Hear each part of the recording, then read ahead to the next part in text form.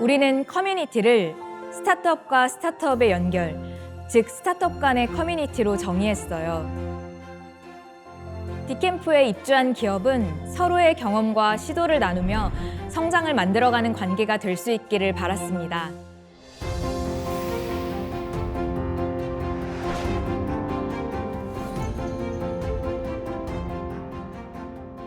페이포워드라고 해서 선배 창업자와 후배 창업자 간의 커뮤니티도 지향합니다.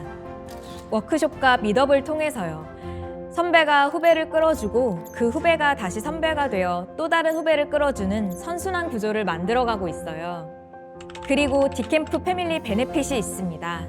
업무 효율을 높이거나 사업 성장에 도움이 될 수 있는 혜택에서부터 개개인의 건강과 행복을 위한 혜택에 이르기까지 대기업 복지 부럽지 않은 다양한 베네핏을 지원하고 있습니다. 지금 가장 필요한 건 무엇일까? 스타트업의 니즈를 스타트업보다도 먼저 파악하려고 노력합니다. 선제적으로 프로그램을 기획하고 실현하려고 하죠. 마인드케어도 그 과정에서 나왔고요. 창업자의 멘탈 문제는 늘 있었지만 한 번도 수면 위로 드러난 적이 없었습니다. 창업자가 곧 스타트업이기 때문에 투자나 지원 측면에서 치명적이니까요. 그걸 우리가 먼저 공론화한 거죠. 2019년부터 마인드케어 프로그램을 진행했고 2021년에는 분당 서울대병원과 함께 창업자 300명을 대상으로 연구 리포트를 발표했어요. 스타트업의 지속적인 성장을 위해서 창업자의 정신건강 관리가 중요하다는 걸 세상에 알린 계기가 됐습니다. 커뮤니티를 통한 스타트업 간의 시너지를 믿어요. 그 시너지가 스타트업 각각의 성장을 넘어서 비즈니스 협업으로 이어지길 기대합니다.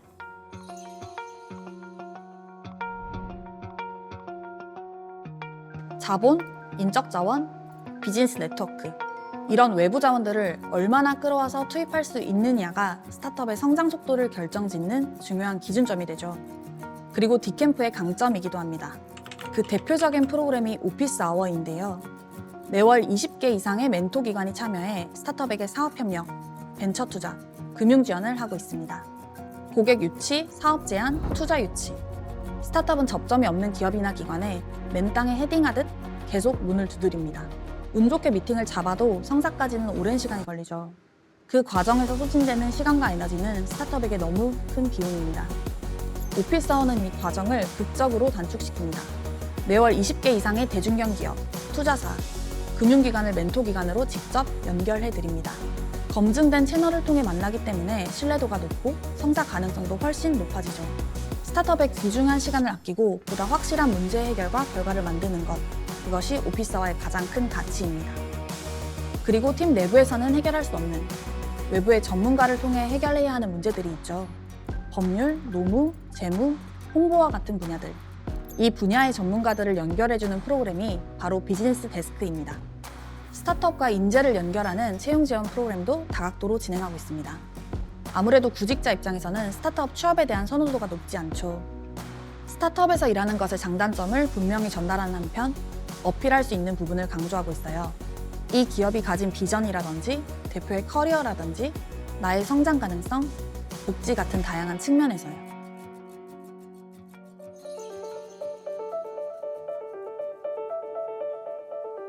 누군가 스타트업과의 비즈니스 협업을 제안한다면 어떨까요? 스타트업? 여기 믿을 수 있나? 가능성이 있나? 솔직히 망설일 수 있다고 생각해요.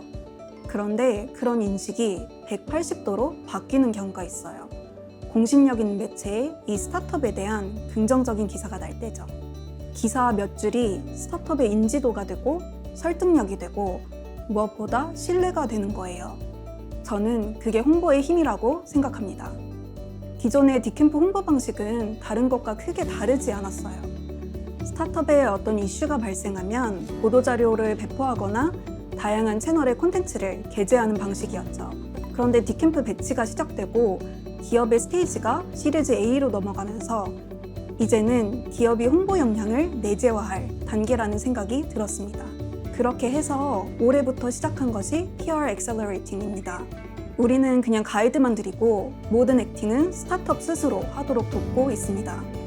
아이템을 선정하고 보도자료를 작성하고 기자들에게 컨택해서 기사를 내는 이 일련의 과정을 기업이 직접 하는 거예요. 스스로 홍보를 하고 그 성과가 작게는 조회수나 반응, 크게는 계약이나 투자 유치로 이어진다고 하면 스타트업 입장에서는 또 하나의 큰 성장을 경험하는 거죠. 그렇게 기업 내부의 홍보 역량을 구축하는 게 장기적인 관점에서 스타트업에게 긍정적일 거라고 판단하고 있습니다.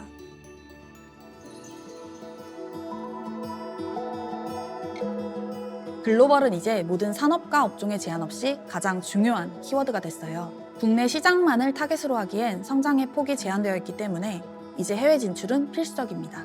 스타트업도 마찬가지예요. 극초기 기업은 시작 단계부터 해외 시장을 공략하기도 하고 국내에서 어느 정도 유의미한 성공을 한 뒤에 해외로 진출하기도 합니다. 빅캠프는 기업의 비즈니스 형태나 단계에 맞는 다양한 글로벌 프로그램을 세팅함으로써 스타트업의 해외 진출을 지원하고 있습니다. 지금 가장 활발하게 진행되고 있는 건 일본 오픈 이노베이션 사업 그리고 미국 엑셀레이팅 프로그램 연계 사업입니다. 일본에서는 오픈 이노베이션 프로그램을 통해 좋은 성과를 만들고 있습니다. 2024년에는 일본의 방송국 TBS를 통해 국내 콘텐츠 관련 스타트업 8곳을 일본 현지 기업과 연결했어요. 이후에도 일본의 대표 편의점인 로손, 통신사 KDDI가 저희의 파트너사로 참여했고요. 이처럼 콘텐츠, 리테일 분야뿐만 아니라 엔터테인먼트, 핀테크 등 다양한 산업에 국내 스타트업을 연결하고자 노력하고 있습니다. 스타트업을 단순히 소개하는 것이 아니라 일본 현지 산업 전문가를 멘토로 매칭해 각 스타트업의 GTM 전략, 그리고 비즈니스 프로포저를 고도화하는 작업을 우선적으로 진행했습니다. 제대로 준비가 된 상태에서 일본 기업들을 만나도록 한 거죠. 고피자에서 가장 중요한 키워드는 확장성입니다. 한국의 인구는 매년 감소하는데 경쟁은 오히려 치열해지고 있거든요. 그걸 극복하려면 고피자에게 글로벌 진출은 선택이 아니라 필수였습니다. 국내에서는 그래서 CGV나 GS25 등과 저희가 적극적으로 협업을 했고 이제는 저희 고객분들이 영화관이나 편의점에서 쉽고 간편하게 고피자를 즐길 수 있게 되었습니다. 네, 그래서 글로벌 진출할 때도 한국에서와 마찬가지로 그 국가들에 있는 GS나 CJ 같이 큰 대기업들과 일을 하면 단기간에 수백 개의 매장을 내고 성장할 수 있는 기회를 얻을 수 있다고 믿었습니다. 그런 일환으로 마침 빅캠프의 글로벌 프로그램을 통해서 일본의 대형 편의점 기업인 로손과 저희가 만났고요. 한국에서 이미 대기업들과 쌓은 경험을 바탕으로 일본으로의 진출도 지금 상당히 구체화되어 가고 있습니다. 국내 대기업과 사업 협력을 맺는 것도 쉽지 않은데 일본 기업과의 협력은 더 큰 도전입니다. 보통 몇 년 걸릴 수 있는 과정을 저희 글로벌 프로그램을 통해 4~5개월로 단축할 수 있습니다. 미국의 경우 실리콘밸리에 있는 엑셀레이팅 프로그램에 저희 스타트업들이 유리한 조건으로 참여할 수 있도록 가교 역할을 하고 있습니다. 최근에는 미국 대표 엑셀레이터인 500글로벌과 한국 스타트업을 적극 발굴하고 지원한다는 MOU를 맺었습니다. 저희 추천으로 스타트업 2곳이 500글로벌 본사에서 열리는 플래그십 데모데이에 참여하게 되었고요. 이처럼 빅캠프는 저희가 가진 글로벌 네트워크를 활용해 스타트업이 국내를 넘어 세계 무대에서 성장할 수 있도록 전폭적인 지원을 제공하고 있습니다.